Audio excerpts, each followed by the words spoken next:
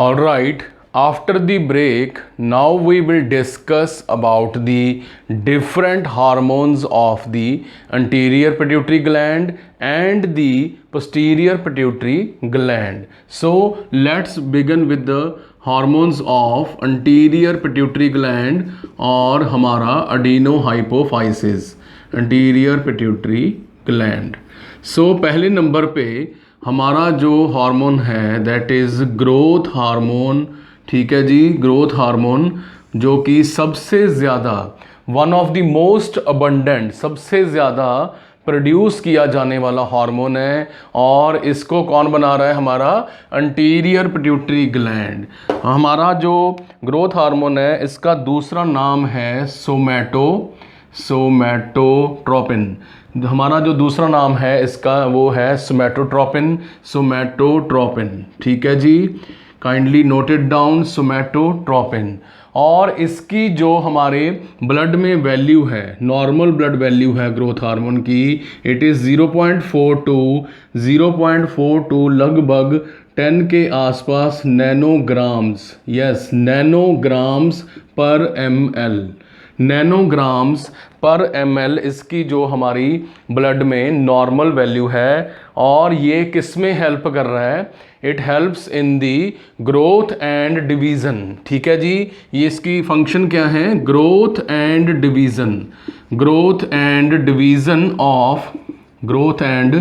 Division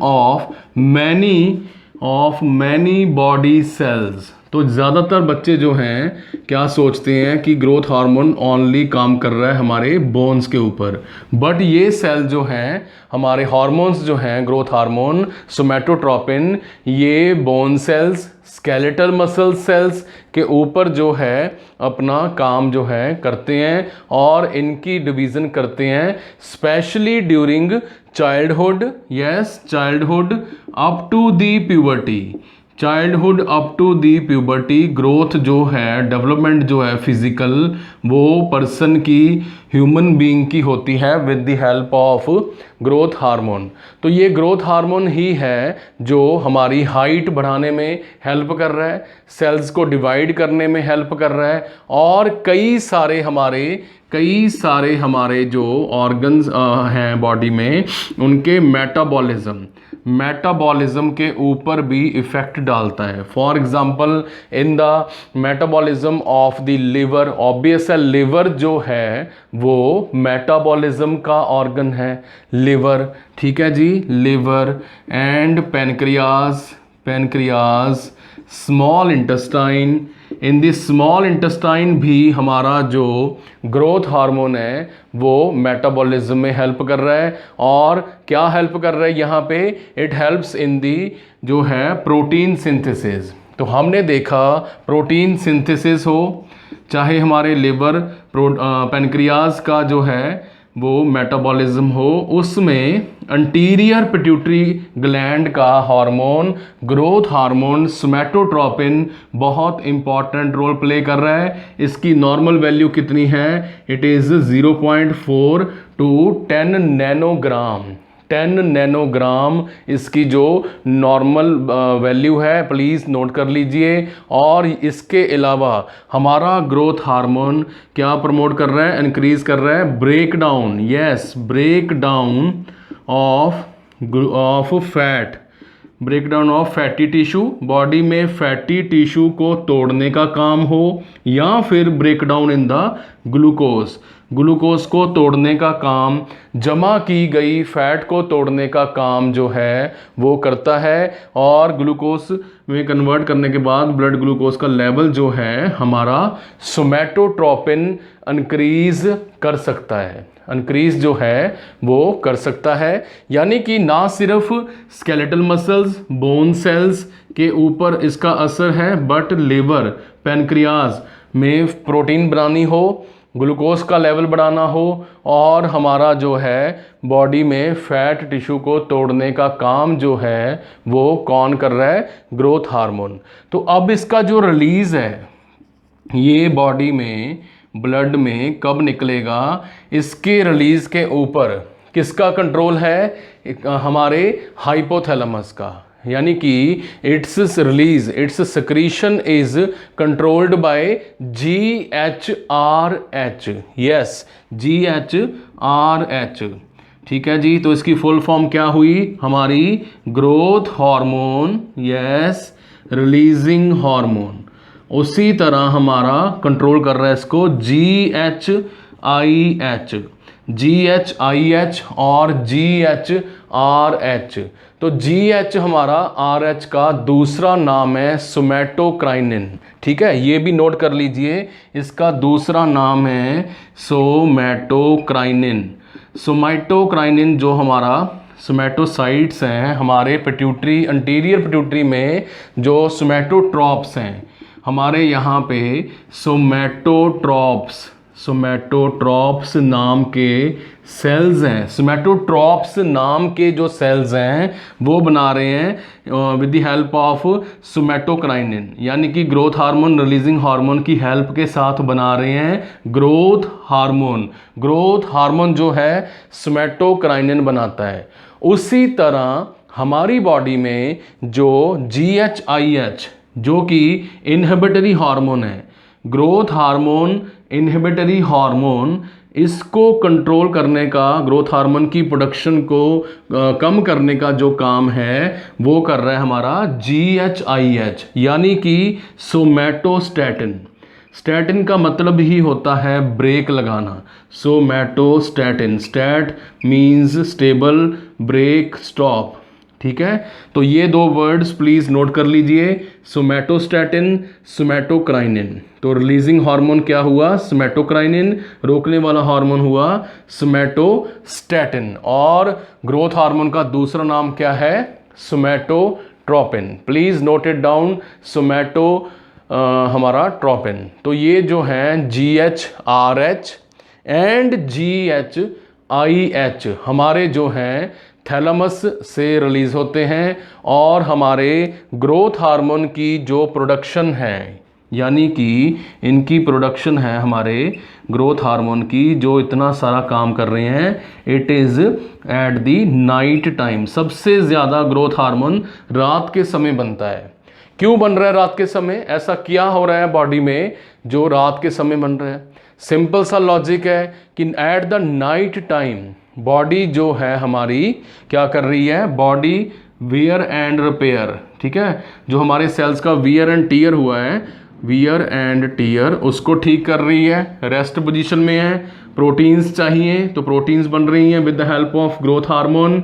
और रात के समय ही हमारी बॉडी रिपेयर करते हुए बोन्स को, ऑस्टियोब्लास्ट सेल को, ऑस्टियोब्लास्ट सेल में जाके हमारा ग्रोथ हार्मोन इनकी फॉर्मेशन में हेल्प कर रहा है। तो आपने कई मूवीज़ में देखा भी होगा कि हमारे जो चाइल्ड आर्टिस्ट हैं, छोटे बच्चे हैं, वो रात को बेडशीट लेके सोते हैं और सुबह जब उठते हैं तो हीरो बन जाता है। ठीक है, संजय दत्त बन जाता है, शाहरुख खान बन जाता है। तो हमने देखा कि कैसे जो है ग्रोथ हार्मोन हमारा इसमें हेल्प जो है वो कर रहे हैं। इसके अलावा अगर हमने ये बोला है कि हमारा ग्रोथ हार्मोन ग्लूकोज को इंक्रीज करने में हेल्प कर रहा है, तो इसका मतलब ये भी तो हुआ कि जैसे ही हमें हाइपोग्लाइसीमिया होगा, हाइपोग्लाइसीमिया होगा, उसी समय ग्रोथ हार्मोन बनेगा।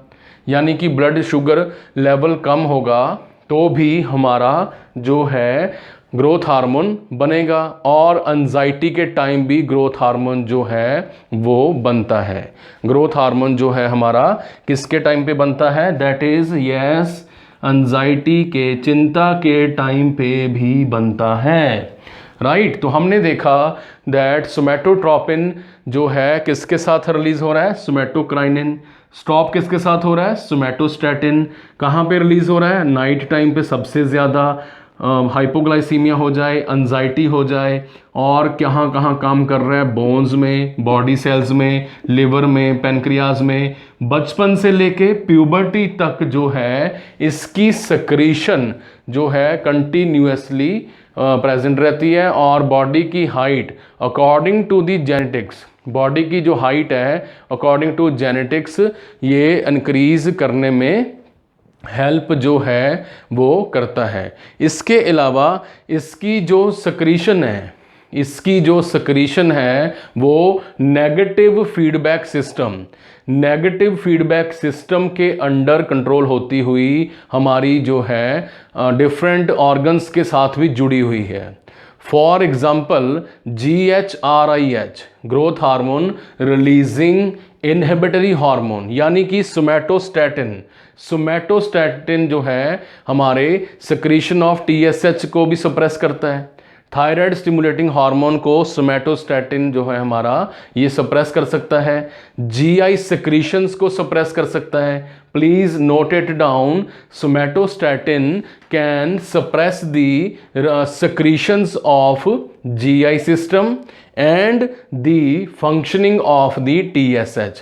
तो ये जो है हमारा growth hormone releasing hormone, growth hormone, inhibitory hormone जो हैं वो किसके साथ जुड़े हुए हैं?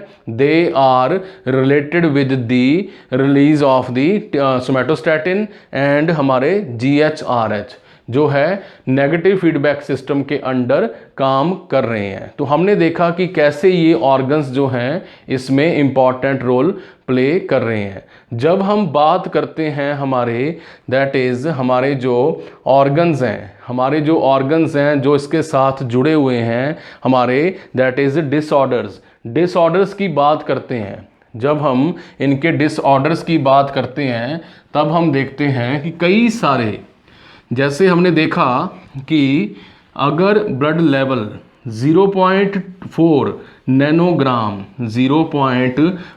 नैनोग्राम यहाँ पे जो वैल्यू लिखी हुई है स्टूडेंट्स, अगर इससे कम हो जाए तो क्या होगा? तो ऑब्वियस है ग्रोथ एंड डेवलपमेंट के ऊपर इसका इफेक्ट देखने को मिलेगा। ग्रोथ एंड डेवलपमेंट के ऊपर इसका जो इफेक्ट है वो देखने को मिलेगा। तो हो सकती है कौन सी डिजीज अगर इसकी कमी हो जाए? दैट इज नंबर 1 डवार्फिज्म, यानी कि बौनापन, हाइट का कम रहना और short structure of hands, face and bones, height जो है कम रह जाएगी।